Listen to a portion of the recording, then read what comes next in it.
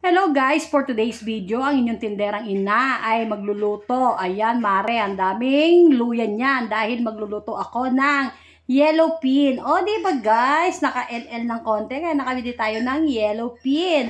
So guys, maraming salamat sa mga bago kong followers, subscribers, sharer, at ang nagla-like, syempre, at ang viewers ko.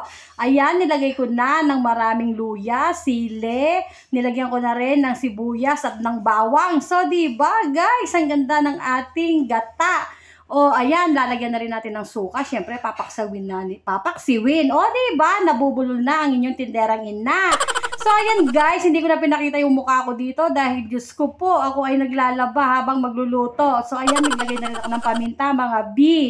At syempre, maglalagay din tayo ng asin dyan para naman mag-bonding all together na ang ating mga pasahog. Diba guys? Para naman naglalasa na kagad. Syempre, ito yung pangalawang gata. O, diba? Medyo may ano-ano po yan kasi nilagay ko yan sa rep dahil kagabi ko pa po yan binili dahil nga ang dami kong labahin ngayon. So, ayan, bubuksan na natin ang kalan at papaksiwin po muna natin yan para mas masarap.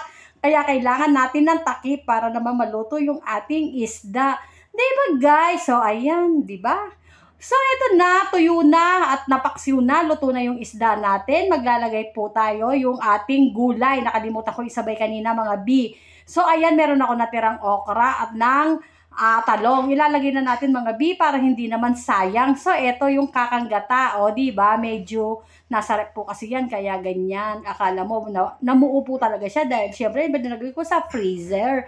O, diba? Ayan, palulutuin po natin yung ating gata dyan para naman hindi tayo magtain ng bonggang-bongga. Diba guys, kailangan luto yan. So, ayan, naglagay na rin nga pala ako dyan ng mantika, mga B, hindi ko na na-videohan.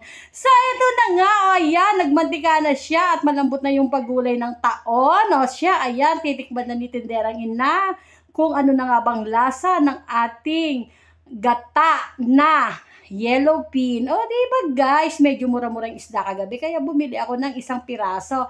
O, ayan, titikman na ni Aling Nancy kung ano na ang lasa. Oh, okay, diba? Napapaano pa ako, guys. Thank you very much.